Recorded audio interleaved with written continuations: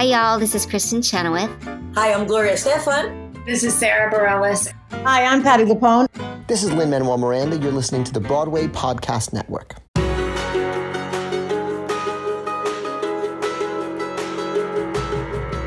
Welcome to the first episode of the Theater Podcast in 2021. Happy New Year, everyone. Let's raise a glass to what we can only hope will be a much better year than 2020 was on many, many levels. This episode is with Frank DiLella, who is the award-winning host, Emmy Award-winning host of On Stage on Spectrum News NY1. He's another great example of someone who's been able to successfully and happily stay involved with theater and even on-camera work without directly pursuing a career on the Broadway stage. And one of the most interesting things he said to me was, even in a pandemic, there are still so many Broadway and theater-related stories to tell. Why that was surprising is because, as you probably know, there has been no Broadway for, at this point, 10 months. That's just insane. And my heart goes out to everybody. This is 2021.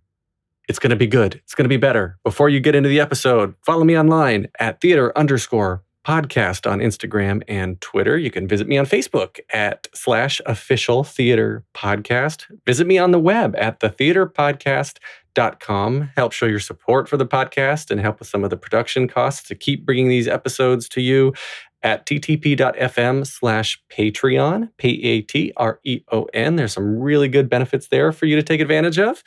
And now everybody, please enjoy this episode with Frank DiLella. Here you go. 1, 2, 3.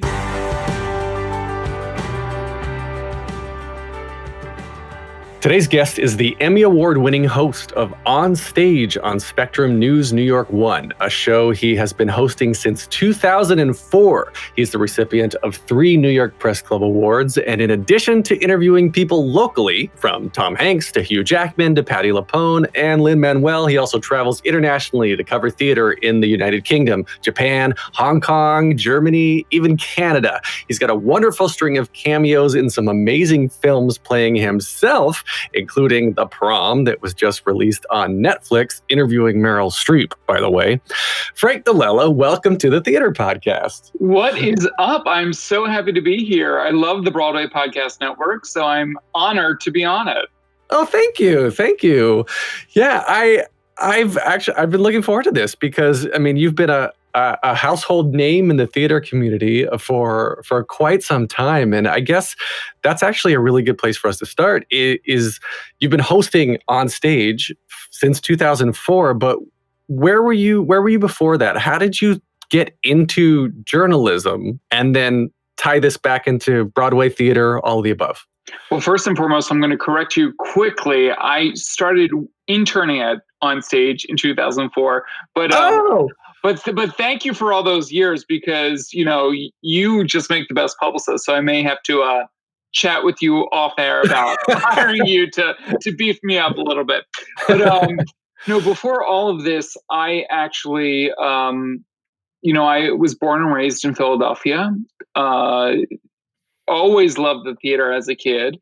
My earliest memories of going to the theater were with my mom and my grandmother, and just fell in love with it at a very, very early age. And as I grew older, my folks would take me to New York City, and I immediately fell in love with this city and moved here for college in 2002 and never looked back, as they say. I stayed here. I went to school at Fordham University at Lincoln Center, right in the heart of it all. So, I felt connected to the community, and that's kind of where my journey began. Well, okay, so it's a personal journey and the connection. I mean, theater is family. When you're in a cast, when you're performing, you're going through, I've equated this to a form of trauma in other episodes of just the intensity of rehearsals and working out these problems. And when you're developing a show, just sometimes the literal years of working in the same room with the same people, you get to know them so well. Totally. Right. So you feel connected to these people, but were you originally, was your path sort of going towards performing or anything on the creative side? Yes. I mean, like many of us who moved to New York City, I had hopes of, getting here, auditioning, and, starring in a Broadway show 2 or 3 years in. That did not necessarily happen. But yeah, no, I grew up doing theater. I always say my mom chose the grade school that I went to because every year they would do a big splashy spring musical. And we're talking, big musicals. This was long before they did the junior abbreviated versions. We're talking the full scale musicals of The Sound of Music and Once Upon a Mattress and The Music Man. And they, the music teacher who kind of created the program would hire the musicians who would play all the national touring houses in Philadelphia. And, they would bring in these incredible artists to design the sets, and they would rent our costumes. So like, that was my childhood. And then when I went to high school, I went to an all boys prep school. So I would do the theater program there.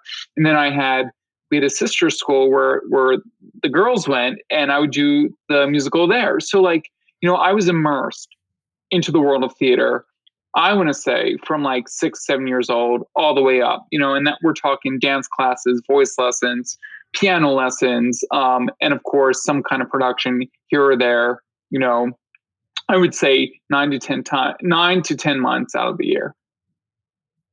Wow. Okay. So then you get to New York, and where did you go to college here? Fordham University. At Fordham, right? Okay. So you're heading towards the performing path, and then, I mean, at what point do you start interning, right? But at what point, I guess, do you get out of the mindset of I'm going to be on stage as a performer to I'm going to cover this, I'm going to be a journalist? Like, was journalism ever at the back of your mind, or did you just sort of fall into this? So I was an odd kid growing up. I loved theater, and my go-to TV shows were Dateline NBC and America's Most Wanted. Analyze that. A natural combination. Analyze that, if you will. 2020 as well.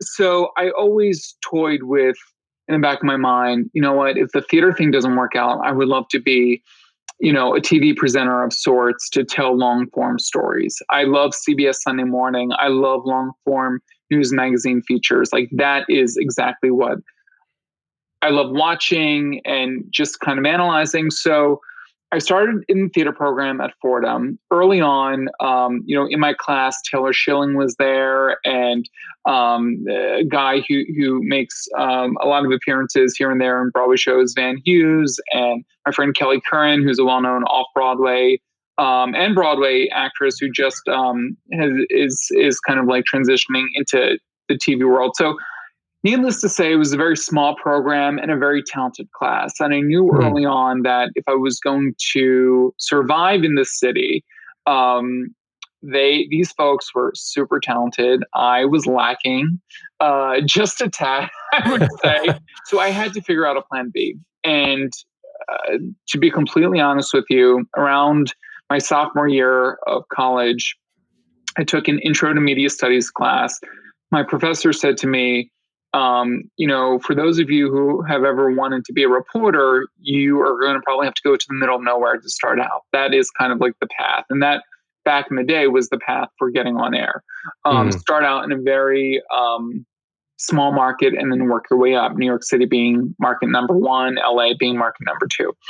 And he said, if you're lucky enough, though, try and get an internship at New York One, because in New York One, it's very hands-on. And you can really immerse yourself into the world of broadcast, and you can, dabble into editing and news production and even build a reel there and start your career here in New York City. You don't have to move. For me, that sounded like a dream, because the idea of leaving New York City was, out of the question. I was not leaving the city that has forever felt like home for me. Around that time, I had auditioned for the Gallery Players. I can't believe I'm telling the story because I've never told the story. Around that time, I was auditioning for the Gallery Players production of Hair. And I got a couple callbacks for the role of Claude. And I also got an interview at New York One for their internship. We're into the summer before my junior year. I said to myself, Frank, whatever happens, that is the path you're going to take. If you get the role of Claude in Hair, you're going to continue to pursue acting and you're going to go down that road. If you get the internship in New York One, you're going to continue with broadcast and you're going to become a reporter. Needless to say, 2 callbacks later, I did not get Hair. I got New York One. And I was like, I'm not looking back. This is my road. That's where I'm going. And the rest is history, as they say. If you had been offered both, what would you have chosen? Oh, that's a good question. I would have probably tried to do both, knowing me. I would have probably said to them, let me do this production of Hair, but let me put me on hold for the fall semester and I'll come and do something with you guys in the spring. Huh. Yeah. Well, you don't come to one does not come to a decision of like, this decision is going to change my life, or this is what I'm sticking with and it's going to be my life. One does not come to that decision lightly. Were you at that time sort of going through this existential identity crisis of, I'm in New York, what am I doing here? 100%. 100%. Also, like, knowing that, we both know the theater world. These artists are athletes. This is not you show up and, you're on Broadway the next day. No, I mean, these people train and train. They train in dance. They train in voice. They train in acting. And I wasn't stupid. Like, I grew up doing this, but, my training wasn't at the level that I would be competing against other people. So I also had to be realistic, and that was something that I had to take into consideration as well when making that choice.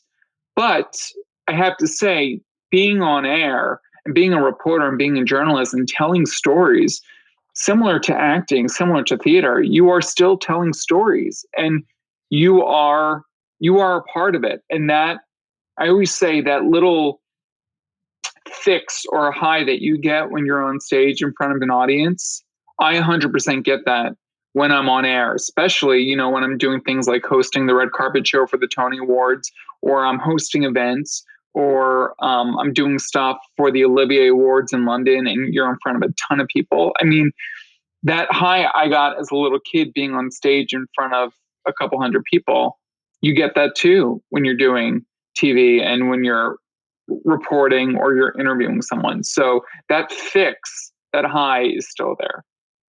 Is there any type of regret, or not regret, maybe regret's not the right word, but is there any sort of wondering what if, in another dimension, if you believe in the multiverse, you're starring alongside Meryl Streep in some made for some movie that's been converted from Broadway? This is very if then of you. What if I took this path and not that path, right? Yes. To quote a Broadway show, or to paraphrase the synopsis of a Broadway show.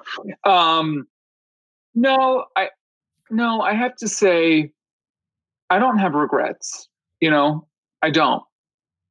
The crazy thing is, because I chose this path that I did choose and went down this path where, I kind of created a little outlet for myself in the industry of telling these stories and being a voice for the community, these opportunities of getting to be on a Broadway stage and getting to play myself on screen, whether it's in Smash or the Prom or the 40-year-old version, they've kind of popped up. So I don't think I would have, I know I wouldn't have those opportunities if I would have gone down the other path.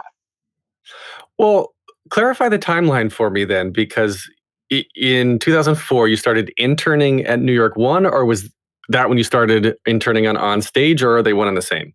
So I started interning at New York One and on stage, which are one and the same. And then I interned back to back for 3 semesters. With the exception of that summer, I was hired as an assistant for one of the Broadway press offices. This press office that no longer exists, called Barlow Hartman, which at the time rep shows like The Original Color Purple and Sweeney Todd with Patti LuPone and Dirty Rotten Scoundrels and Sweet Charity with Christina Applegate. So I also dabbled in the press world, seeing if being a press rep would be something that I would want to do. And I realized I like being on the other end, being a journalist and, telling the stories the way that I do. And so New York One had me for 3 semesters in a row. And then the end of my senior year, the last semester, they asked me to be a freelancer news assistant. So basically a freelance camera guy to go around and shoot news. So I did that while moonlighting at On Stage. I would always volunteer to do stuff with On Stage. Cut to the summer after my senior year, after graduation, I got hired full-time as the overnight assignment editor. So what I would do is, while my friends were, out partying after graduation, I was packing up my things and going to the news station to work the overnights Thursday through Sunday. And then slowly but surely, I started doing other things. Like I started producing their New Yorker of the Week segment. And in 2007, the Broadway stagehand strike happened. And we were the first to break that news. I got tipped off from a friend who was in a chorus line the night before the strike took place or went into effect. And he sent me a note saying, just got out of a company meeting. The strike is on for tomorrow. We broke in with that news, beating the Associated Press and the New York Times. And my news director at the time said, Frank, you're on this story. You're going to produce it. And so I was on that story for 3 weeks. We were kind of like the leading station when it came to the updates on the 3-week shutdown on Broadway. And we were the first to break the news that the strike was over. And so then right then and there, I got promoted to being with On Stage full time and started out as a producer. That was 2008. And then started reporting for them in 2009. And then now I'm hosting the show. So it's been a wild ride, but I've certainly, I have to say everything that I learned along the way, all the tools that I have now in my toolbox have certainly helped me with the position that I'm currently in. That's interesting. So was it a natural progression from the production team to say like, oh, this guy Frank, he should be the next host? Or was it, did you have to audition for that sort of role? Or was it sort of, you're the protege of something and then like they're grooming you to be the next thing? Well, I think I think the best way to put it is that, I was doing and pitching and producing stories that, were really coming from me and coming from my contacts. And after a while, as a producer, you're writing for other people. I think, my bosses took note in that, Frank, you should be telling these stories. The first piece that that I was allowed to go on air with was when Hair shut down the production for it was after their Saturday night show. They shut down the production on Sunday. This was the revival, so that they could go and march in the Marriage Equality March down in DC. And a friend of mine who was working on the show said, Frank, why don't you come with us? Be on the bus, stay in the hotel with us, just document the whole thing. And, that was an amazing moment for me just to experience in and of itself, because it was history, but also, we were down there with Lady Gaga and the cast of Hair and, Stephen Schwartz and Cynthia Nixon and just like the people from Wicked and Gavin Creel and Audra McDonald. Like everyone was just kind of together for this one cause. And I came back and they said, Frank, there's no way we're going to let someone else tell this story. Like, you experienced it. It's almost like a Dear Diary type situation. Like, go write the story and you can be the presenter. And so that was my first piece on air. That's so cool. I didn't know that. As someone who has done no journalism and has very few journalism friends, right? The bad news travels faster than good. I always get so sort of not scared. I was going to say scared, but that's not the right word. But cautious of oversharing, I guess, to news outlets, or because especially in this business, everything's secret and everything's gossipy and everything is this tiny, tiny little family where everybody knows each other, whether you like each other or not. You still have to be together, because as many people as in New York, it's still like the same group of people that you see everywhere. And how have you navigated that in your career. You seem like a super nice guy, super friendly. People that I talk to that know you always say positive things. So how do you tell the truth, which sometimes is not always the best, while still not alienating contacts or making sure that you have more stories to tell because you're just not being a jerk to everybody? Yeah. Well, first and foremost, I also teach at Fordham University. I'm an adjunct professor. I teach arts journalism. And the one thing I always say to my students when they ask for advice, I always say, first and foremost, be kind. Kindness goes a long way. Say things with a smile. That is, a mantra that I've kind of kept in mind for a very long time. And it's true, there's no reason to be nasty, be kind. But also, for my position, what I do, for the most part, I want to say 95% of the material that I put on air and the stories that I tell are, for the most part, celebrating this community. So, I'm not a critic. I'm not there to bash anyone. You'll never hear me bash anyone publicly. Like, that is not my thing. For that 5% in terms of stories to tell that are hard news and, get into the more seriousness of nature, I always say, I hope that my other work speaks for itself.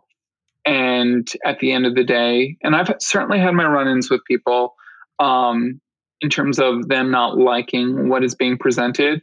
But I feel like the years that I've spent in telling the stories that I've told over the years, my work speaks for itself. And people should know what they're going to get when it comes to me, and the truth and the honesty that goes into my storytelling. That is very respectable. I agree. Yeah, Yeah. you have to be honest, and you say, all right, so this is the story. Give me your side of it so I can tell the truth. Yeah. We're going to take a short break. Stay tuned for more of the episode.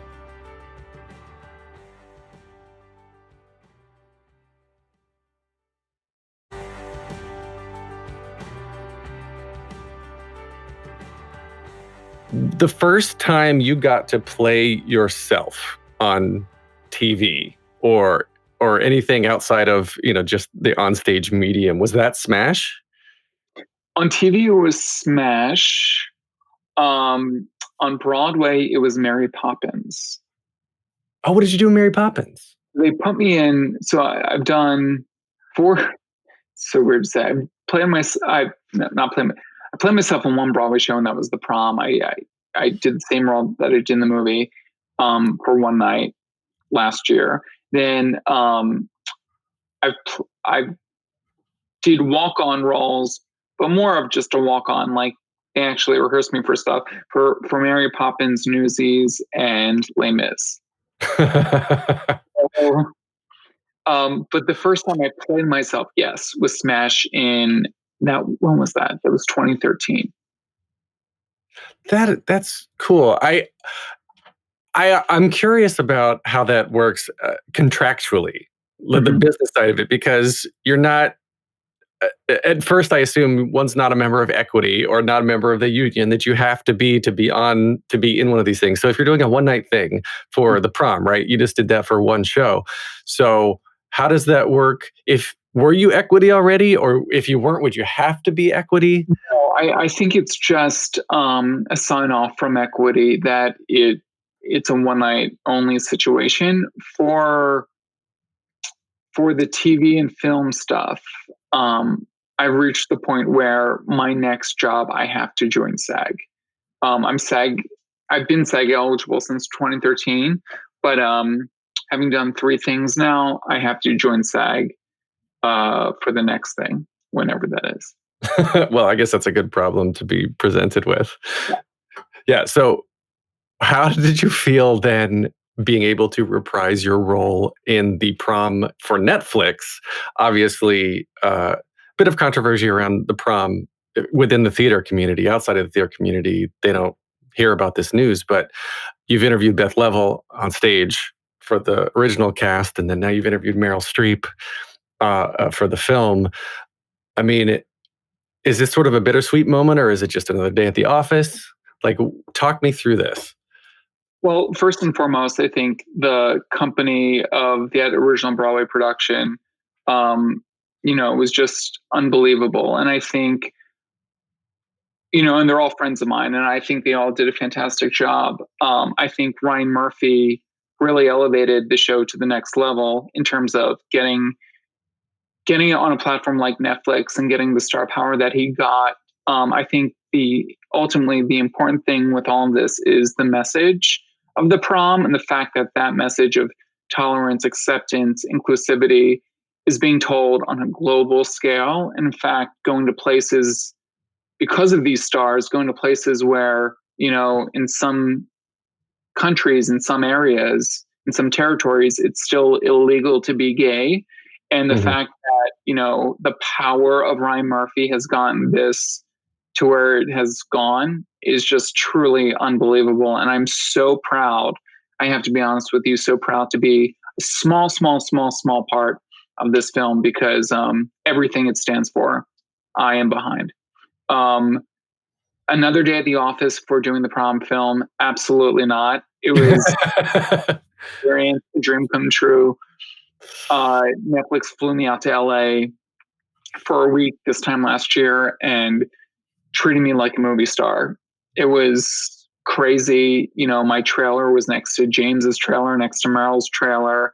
We all had stand-ins. I had people watching over me. I had a driver. It was wild. And I had Meryl Streep as my scene partner. So it does not get any better than that. That's so cool. What about from again, the business side of things? I'm always so curious about this. The business side of things. Do you have an agent that pitches you to do cameos for yourself? Like, how did Ryan Murphy or his team call you up and say, we need you to reprise your role here? Or, you've got you're on The Little Voice on Apple TV. Of course, you mentioned the 40-year-old version, not virgin, 40-year-old version, the movie, which is this huge Sundance Film Festival winner, where you played yourself. Like, how did these calls come in? How did they decide to do this?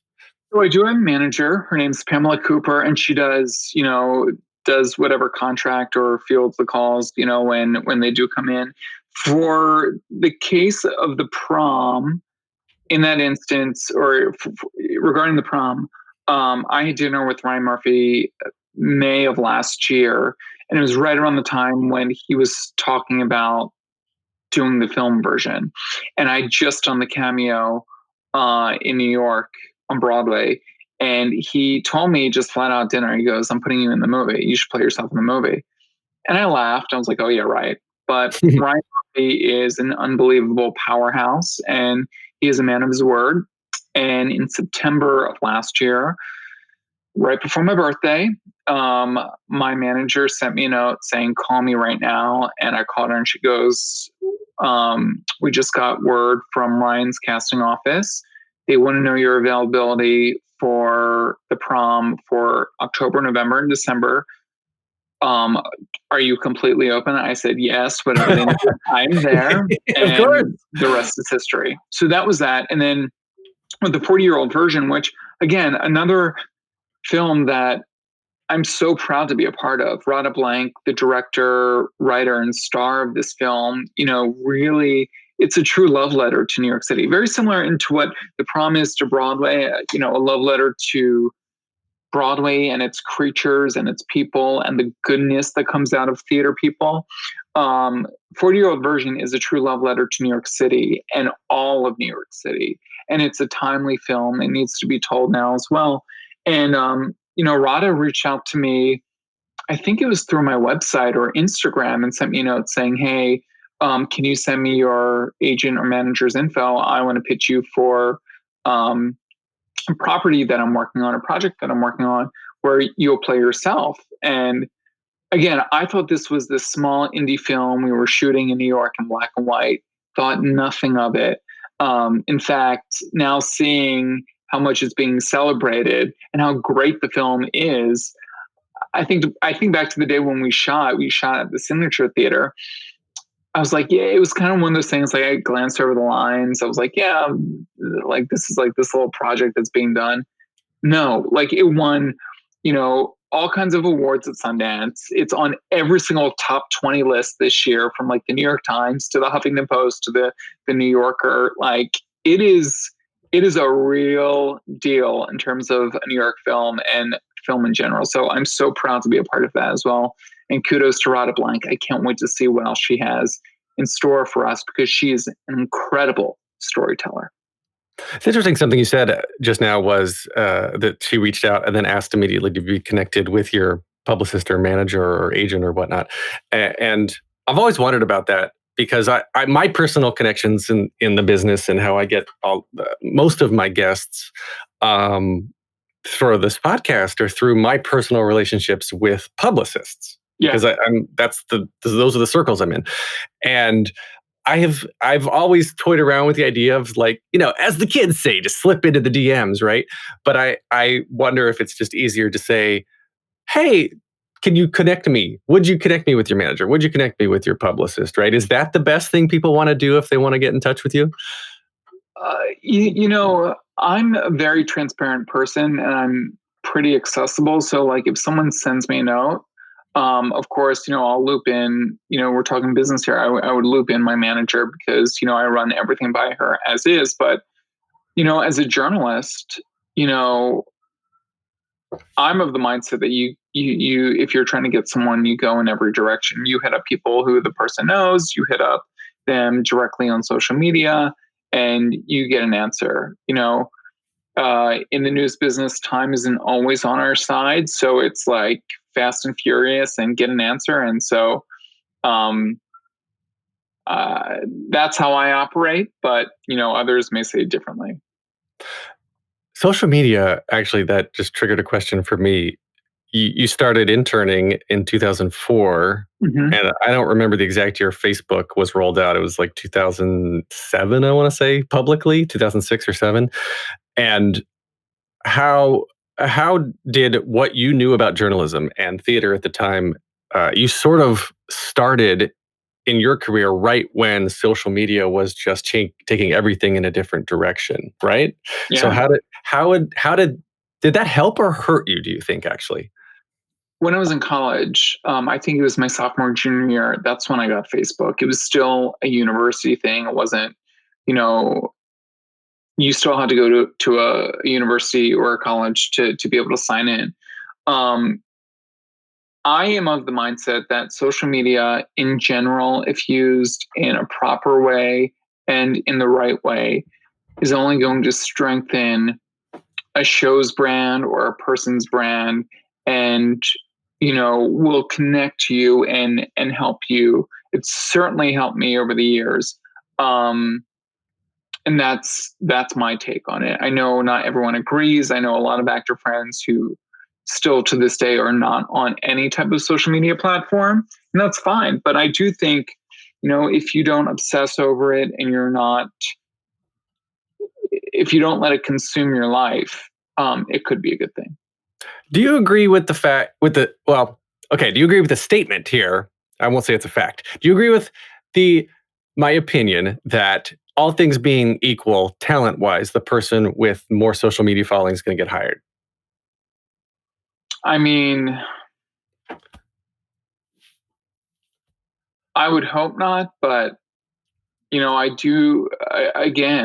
have actor friends, and this is more of a question for them than me, but I have actor friends and agent friends who say that, like, one of the things, producers and casting directors look at now is the number of followers that person has. So, I mean, again, I have never felt that in my position, but I certainly know friends of mine on both ends, on the decision-making side and also on the artist side, have felt that. So you said you don't do that in your position. Do you mean if you're deciding what story to run or what things to? No, I'm saying I've never felt that, like, I've been judged on the number of followers that I have or don't have.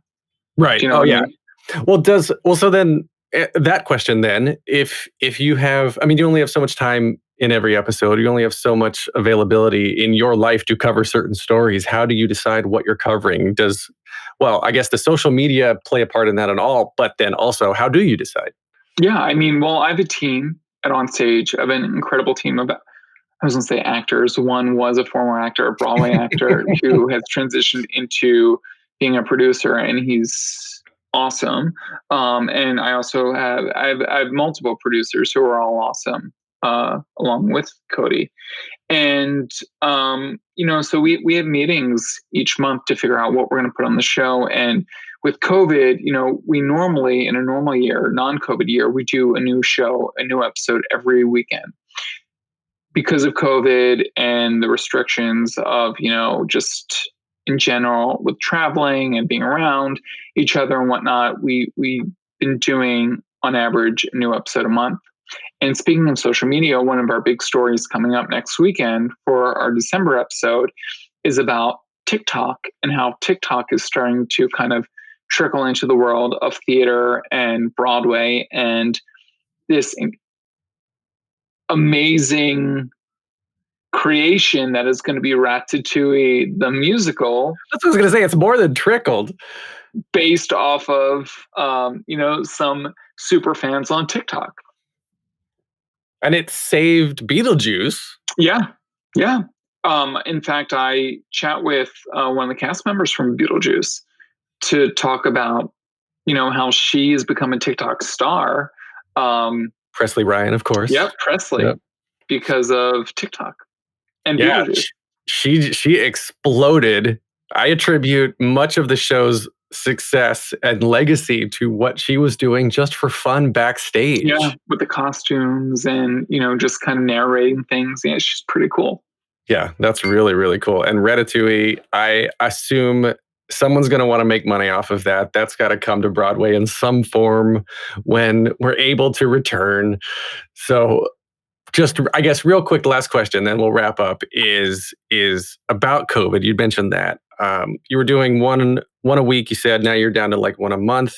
Is COVID helping or hurting in terms of being able to slow down and be more thoughtful in your stories, or are you sort of struggling to get out and meet people because it's more dangerous? Or, I mean, we're connecting right now virtually through video chat. So how have you had to pivot, and how has this affected your workflow? I mean, to be honest with you, I'm doing stories every day, not just for New York ones on stage, but also for the news. So it has been nonstop. Most of my stuff is done over Zoom and video chats, which of course is safe safer compared to doing stuff in person. But,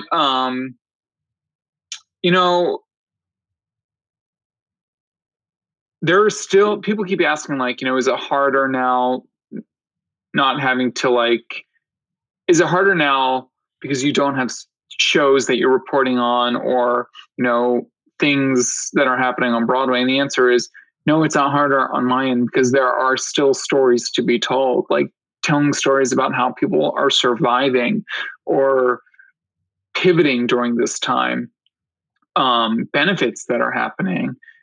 There are certainly stories out there to be told, and I don't want to use the word enjoy because that's not fair, but I see myself, as I've always seen myself, as a platform and as almost a microphone for this community, to give them a voice, to help them get the word out there in good times and bad. And of course, this time for the theater community is a bad time.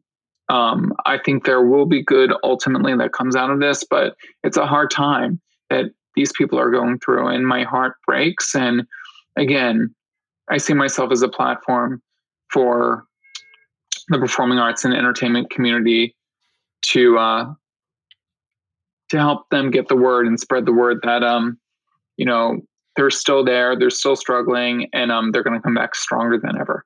There are a lot of stories to tell. I completely agree with you. There are just posts after posts and stories I hear of people pivoting to, and the word has been overused so much in 2020, but the pivot to teaching to arts to like literally creating things on Etsy and things that people are doing now to make ends meet, or, you know, the Tony winners that are moving back in with their parents, and people leaving the city now, sometimes for good. I think some people have straight up quit the business. Yeah. Whether they realize it or not. So I enjoy that that you are still reporting on all of this, that obviously there is a plethora of things to report on. So, yeah. So the 3 questions I ask everybody to wrap up every episode. The first one here is, what motivates you? What motivates me? Well, keeping with Broadway and the industry, I would have to say the industry motivates me. You know, I'm so amazed at the people and the characters that I encounter every single day. I'm inspired by them. I'm in awe of them. And they motivate me to tell the stories that I tell. So it's the industry. You said something earlier that they are athletes. I've said on this podcast so many times, they're the Olympians of Broadway, of theater, the Olympians of theater. Totally. Just the best of the best. And yes, inspiring, and I'm in awe of them 8 times a week. Yeah. Second question is, what advice would you give to your younger self and younger people listening now, starting out down a similar path? Well, I think I gave something earlier, and that was to be kind to people. Mm-hmm. You never know who is going to rise or who is going to, you know, be your boss in years to come. So just in general, be nice. But the advice I would give myself is, don't be so hard on yourself. You know, I used to beat myself up mentally for so many years, and just thinking that, oh my gosh, things aren't going to work out. Things are going to work out. And I still, to this day, you know, I'm one of those people, I worry a lot, even still, but things do end up working out. Maybe not always as you envision they're going to work out, but they work out. That's what I would call a green light, as classified by Matthew McConaughey. I'll take it. I'll take it. I just read his book the other day. It's so good. Green light. All right. All right. All right. Now, last question. If you could only see one show for the rest of your life, but you can see it as many times as you want, what would you see? Probably A Chorus Line. Why? It's a perfect musical. It has everything you want. It has that's a score I could just listen to on repeat. I could sit there and watch the dancing. I think Michael Bennett's original choreography is brilliant. And, you know, it's everything that I love. It's a show business story. It has the ups, the downs, and the in-betweens. And, when done right, when done with like the perfect cast, there is nothing better than A Chorus Line. How about you? Oh, me? Oh, goodness. You know, I've asked this question a good 100 and something, 40 something times maybe, and I still don't have a good answer. Okay, so my answer would probably, I'm stalling, have to be, I think, Rent. I was going to say Rent too. Because it's one of the first shows that I got addicted to in terms of the cast album. Yeah. And so I know everything by heart. It was what basically gave me a thought that I could do it too. Because I don't know why. I saw Chicago, I saw Phantom, I saw these other things, and I'm like, that's really good. I could watch this. I connect with these people. But then after I saw Rent and heard it, for some reason, that seemed more real to me and relatable in a way that was like, I think I want to try to do that. Yeah. And I did. So it's awesome. It's awesome. Yeah. I love it. When did you see it? You saw it on Broadway, I'm assuming? Yeah. Yeah. I traveled up. Which cast? It was the original. It was in college. I came up in, I think it was 99 or 2000. I came up with some friends. Cool. Yeah. Yeah. That original cast was spectacular. I remember sitting, it was right, I think it was like January after they had opened on Broadway. January of 98, maybe. And I remember my mom brought me up. I was it was like 14 years old. My mom took me in. I remember that opening number of Rent. And I remember like grabbing my mom, hitting her leg and being like, this is amazing. We're not leaving. This is so fucking cool. Like leaving was an option anyway. Yeah. It was just so great. It was so the first thing that comes to mind, the word is electric. That original guest was electric. And seeing Adina sing Take Me or Leave Me, I was like, oh my God. So good. I know. So good. Yeah, I remember. I mean, there was a time in life too, like my early college years, that's when you're out on your own your first time. And I went to New York by myself with my friends, right? And I didn't ask my parents. I just told them I was going. There's a whole nostalgic image that's painted around all of that. But love it. Where are you from originally? North Carolina. Okay. All right. Yeah. So went came up with some theater friends in my engineering school, and we just saw it. Yeah, that's a whole different side story. Love it. So where can we find you on social media? At F DiLella on Instagram and on Twitter, and Frank DiLella on Facebook. Sweet. You can get more of me at thetheaterpodcast.com. I'm on Instagram and Twitter at theater_podcast, on facebook.com/officialtheaterpodcast. Please leave a rating, leave a review. It helps spread the word. This has been edited by Matthew Hendershot. Thank you to Jukebox the Ghost for the intro and the outro music. And Frank DiLella, thank you so much. This has been a really fun conversation. Thank you. This has been so much fun. Thank you for having me, and Happy New Year. You too.